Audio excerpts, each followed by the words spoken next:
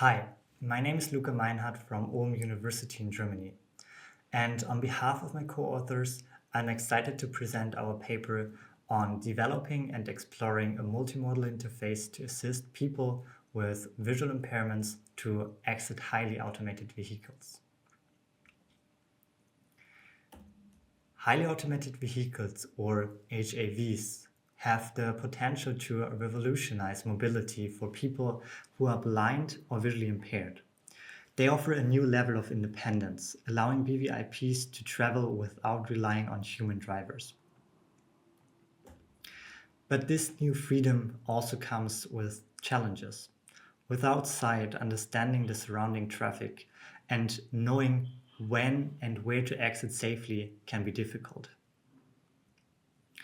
This is important because situation awareness, which is the ability to perceive and understand the environment, has been shown to increase trust and acceptance towards automated vehicles.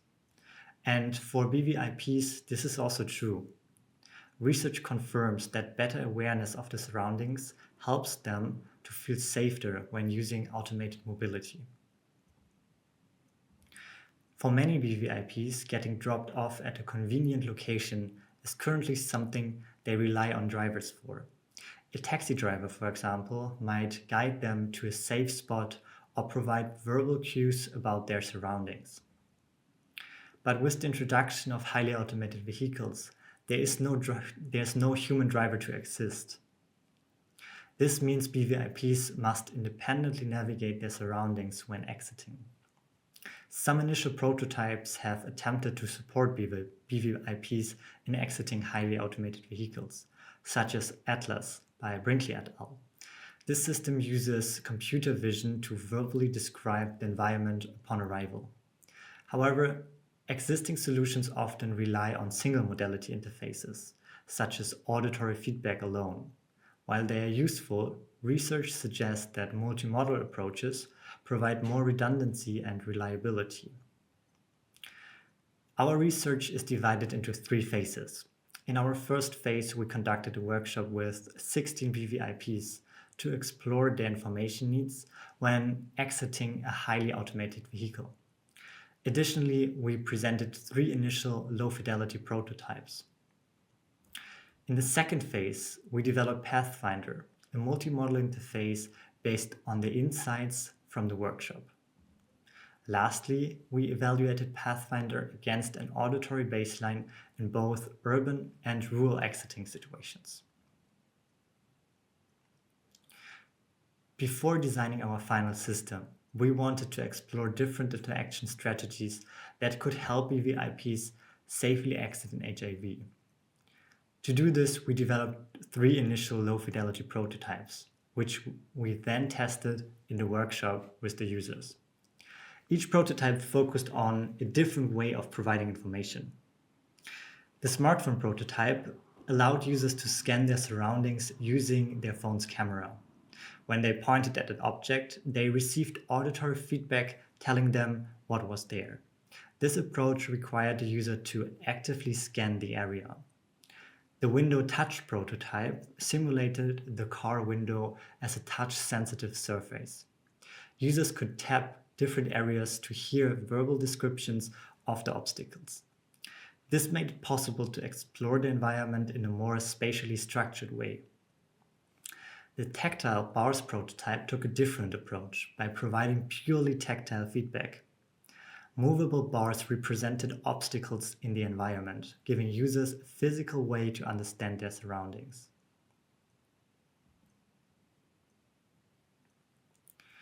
After our workshop with the BVIPs, we identified 5 key information needs for safely exiting an HAV. First, static obstacles, such as trees, bollards, and parked cars, are most important to them. Next, dynamic obstacles, such as fast-moving cyclists and pedestrians. Here, real-time updates were critical to avoid collisions. They also needed final destination guidance based on clear directions towards a sidewalk or entrance. And most importantly, spatial orientation by a structured way to understand the environment using the HAV itself as a reference point. By using these insights, we developed PathFinder, a multimodal interface that combines tactile buttons for a physical overview, auditory feedback for real-time updates, and a compass needle for directional guidance. In this video, you can see PathFinder in action.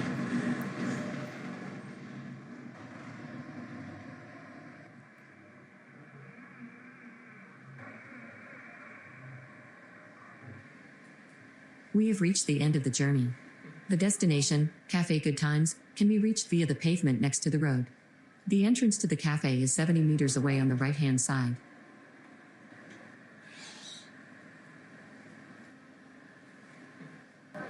Rubbish bin.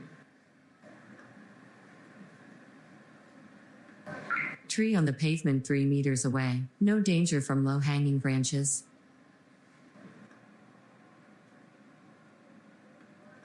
The destination, Cafe Good Times, can be reached via the pavement next to the road. The entrance to the cafe is 70 meters away on the right.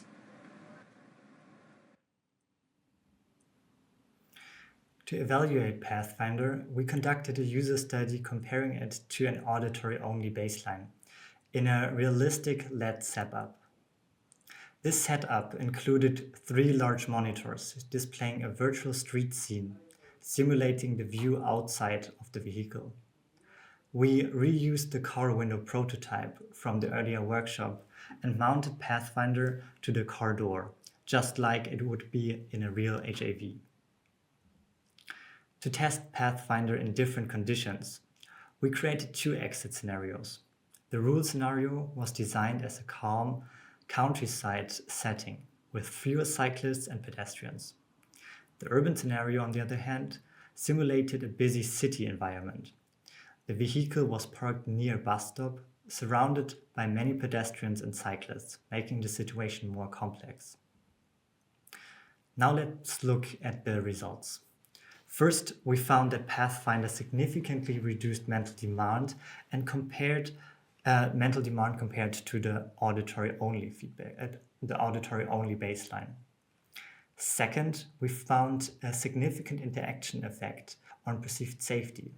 While PathFinder provided consistently high perceived safety, regardless of the environment, the auditory-only baseline performed worse in the urban scenario.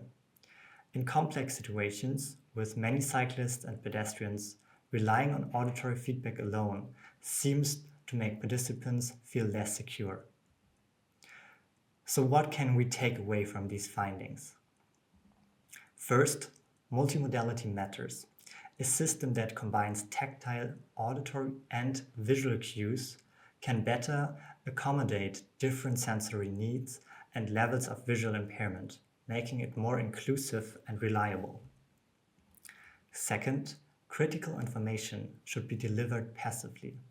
Important details, like approaching cyclists, should be automatically announced, without requiring users to actively search for this information. Meanwhile, tactile feedback provides a solid foundation to users to explore their surroundings at their own pace.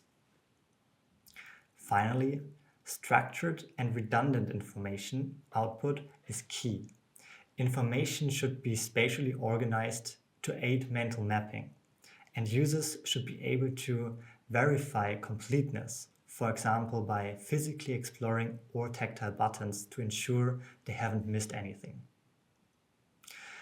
Thank you very much for your attention, and I'm looking forward to discuss our findings of this paper with you in person at CHI in Japan.